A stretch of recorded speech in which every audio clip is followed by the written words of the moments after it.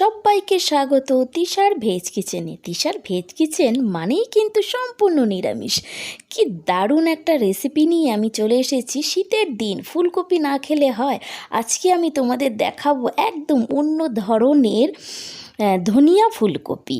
তো এত ফুলকপি হয়তো খেয়েছো তোমরা, নানান রকমের ফুলকপি রেসিপি তোমরা খেয়েছো, কিন্তু ধনিয়া ফুলকপি তোমরা কখনো খাওনি, যেটা আমার মনে হয়। তাহলে চলো আজকে আমি ধনিয়া ফুলকপি রান্না করব, দেখে নাও কিভাবে রান্না করছি। দেখো, প্রথমে এখানে আমি জলে সামান্য একটু লবণ দিয়ে নিচ্ছি। জলটা আমি গ্যাসে বসিয়ে দিয়েছি। এবার আমি ফুলকপিগুলো দিয়ে দিচ্ছি। সব ফুলকপি আমি এখানে দিয়ে দেবো। দেখো, এই ফুলকপি রান্নাটায় কিন্তু আলু ব্যবহার করা যাবে না। এটা ধনিয়া ফুলকপিতে তোমরা মটরশুঁটি ব্যবহার করতে পারো, কিন্তু আলু ব্যবহার করা যাবে না। তো আমি একবার দেখো, প্রথমে ফুলকপিটা সেদ্ধ করে নিলাম।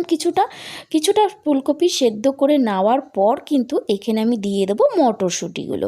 যেহেতু ফুলকপিটা একটু টাইম লাগে, তাই আমি ফুলকপিটা আগে দিয়েছি। এরপর আমি মটরশুঁটিটা দিয়ে আবার ঢাকা দিয়ে দেবো, যাতে ফুলকপি আর মটরশুঁটিগুলো ভালো মতো সেদ্ধ হয়ে যায়। দেখো, সেদ্ধ হয়ে গেছে। এদিকে আমি কড়াই বসিয়ে দিয়েছি। কড়াইয়ে আমি ফুলকপিগুলো এবার কিন্তু ভেজে নেব। আমি কিন্তু এখানে বেশি সেদ্ধ করিনি ফুলকপিগুলো, দেখে বুঝতে পারছো, হালকা হালকা সেদ্ধ করে নিয়েছি। আমি ভালো করে কিন্তু ফুলকপিগুলো এবার ভেজে নেব।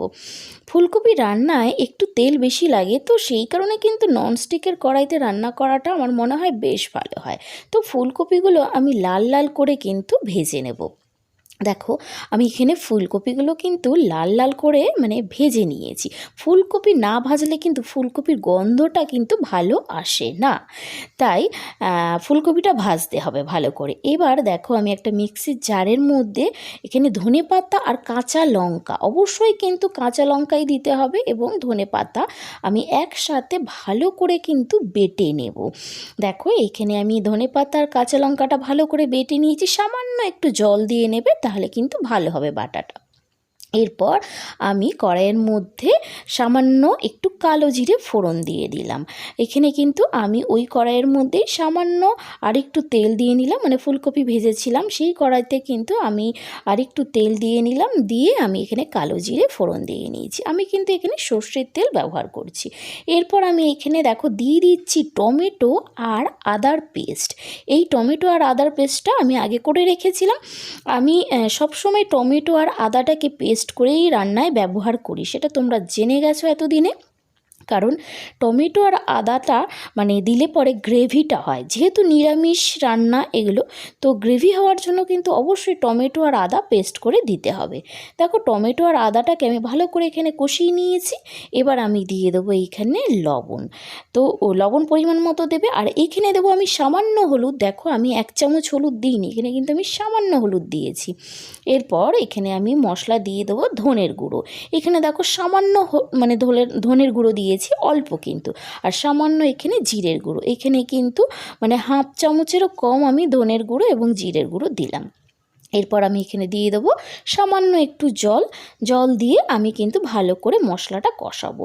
তোমরা হয়তো ফুলকপি অনেক রকমভাবে খেয়েছো। এই শীতকালে ফুলকপি তো সবাই খেয়েছো, আর ফুলকপি খাওয়াটা কিন্তু বেশি হয়। তো একঘেয়েমি ফুলকপি খেতে কিন্তু আর ভালো লাগে না। ফুলকপি আর মটরশুঁটি দিয়ে আলু দিয়ে তরকারি এই খেতে খেতে বা ফুলকপি ভাজা আর ভালো লাগে না। তাই এইভাবে কিন্তু তোমরা অবশ্যই একবার রান্না করে খাবে, দারুণ টেস্টি হয়। এটা কিন্তু ভাত দিয়ে, রুটি দিয়ে, সমস্ত কিছু দিয়ে কিন্তু খুব ভালো লাগে। দেখো, এখানে কিন্তু আমার কষানো হয়ে গেছে। এরপর আমি দিয়ে দিলাম সামান্য একটু চিনি। তো চিনি তোমরা সবাই জানো, চিনি না দিলে কিন্তু রান্নায় একটা টেস্টের ব্যালেন্স আসে না। এরপর আমি এখানে দিয়ে দেব সমস্ত মটরশুঁটিগুলো, যেগুলো আমি সেদ্ধ করে রেখেছিলাম। দেখো, মটরশুঁটিগুলো কিন্তু আমি খুব সেদ্ধ করিনি, তোমরা দেখে বুঝতেই পারছো, হালকা একটু সেদ্ধ করা রয়েছে। বেশি সেদ্ধ করলে কিন্তু ভালো লাগবে না। তো এখানে আমি মটরশুঁটিগুলো কষিয়ে নিলাম। এবার দিয়ে দেবো সব ফুলকপি যে ভেজে রেখেছিলাম সেই ফুলকপিগুলো। এইবার সমস্ত মশলার সাথে আমি কিন্তু আলু না, ফুলকপি আর মটরশুঁটিটাকে মশলার সাথে ভালো করে কিন্তু কষিয়ে নেব।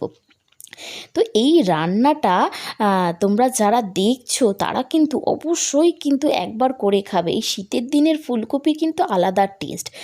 তো সারা বছরই পাওয়া যায় ফুলকপি, কিন্তু শীতের দিনের ফুলকপি কিন্তু আলাদা টেস্ট। কিন্তু দেখো এখানে আমার ভালো মতো কষানো হয়ে গেছে। এরপর মেন যে জিনিসটা মানে কাঁচা লঙ্কা ধনেপাতা বাটা, মানে ধনিয়া ফুলকপির যে ধনেপাতা বাটাটা, সেই বাটাটা আমি এখানে দিয়ে দেবো। এখানে কিন্তু তোমরা দেখে নিয়েছো যে আমি ধনেপাতার পরিমাণটা কিন্তু অনেকটা দিয়েছি। আর এখানে কিন্তু আমি লঙ্কা কিন্তু কাঁচা লঙ্কা ব্যবহার করেছি, অবশ্যই কিন্তু সবুজ কাঁচা লঙ্কা, লাল দেখে কাঁচা লঙ্কা ব্যবহার করবে না। এরপর আমি সমস্ত কিছু একসাথে ভালো করে কিন্তু কষিয়ে নেবো। দেখো দেখতে কিন্তু দারুণ লাগছে, অসাধারণ দেখতে লাগছে, আর খেতেও কিন্তু দারুণ টেস্টি। সবার শেষে যেটা দেব সেটার জন্য কিন্তু এই রান্নাটা আলাদা একটা টেস্ট হয়ে যায়। তো দেখতে থাকো পুরো ভিডিওটা, সবার শেষে কিন্তু সেটা না দিলে কিন্তু এই রান্নায় কিন্তু একদমই টেস্ট আসে না। তো ভালো করে কিন্তু আমি ফুলকপির সাথে এটাকে কষিয়ে নেব। দেখো আমি ভালো করে এখানে কিন্তু কষিয়ে নিয়েছি, তোমরা দেখতেই পাচ্ছ ধনেপাতার কাঁচা লঙ্কাটা কিন্তু যেহেতু মজে গেছে, তো কালারটা কিন্তু চেঞ্জ হয়ে গেছে, যেহেতু কষানো হয়ে গেছে। এরপর আমি জল দিয়ে দিলাম, দেখতেই পেলে জলটা কিন্তু খুব বেশি দেওয়া যাবে না, মানে বুঝে দেবে, কারণ এটা কিন্তু শুকনো শুকনো হবে, এটা কিন্তু ঝোল হবে না। তো যেহেতু আমার কফি মটরশুঁটি সমস্ত কিছু সেদ্ধ করা, তো সেই কারণে কিন্তু আমি জলটা মোটামুটি দিলাম। এমনি ঢাকা খুলেই কিন্তু 2-3 মিনিট রান্না করে নিয়েছি, দেখতেই পাচ্ছ তোমরা। এখানে কিন্তু আমার ধনিয়া ফুলকপি রেডি হয়ে গেছে। এরপর আমি দেব মেন জিনিস, যেটা কাঁচা সর্ষের তেল। এইখানে কিন্তু রান্নার শেষে একদম কাঁচা সর্ষের তেল, মানে 1 চামচ, বড় চামচের 1 চামচ কাঁচা সর্ষের তেল কিন্তু ওপর দিয়ে দিলাম, এবং ভালো করে আমি মানে কফিটার সাথে পুরো কাঁচা সর্ষের তেলটা কিন্তু ভালো করে মিক্স করে নেব। এই কাঁচা সর্ষের তেলটা না দিলে কিন্তু এই রান্নাটা কিন্তু পুরোটাই অসম্পূর্ণ থেকে যায়। এই কাঁচা সর্ষের তেলটার জন্যই কিন্তু রান্নাটার আলাদা টেস্ট চলে আসে, ভীষণ খেতে ভালো লাগে এই রান্নাটা। অবশ্যই কিন্তু তোমরা একবার শীতে করে দেখবে, গরমকালেও করতে পারো, এখন তো ফুলকপি সবসময় পাওয়া যায়। যারা তোমরা এই ভিডিওটা পুরোটা দেখলে তাদের অসংখ্য ধন্যবাদ, আর যারা সাবস্ক্রাইব করোনি তারা কিন্তু অবশ্যই আমাকে সাবস্ক্রাইব করে দিও, আমার সাথে থেকো, আমার পাশে থেকো।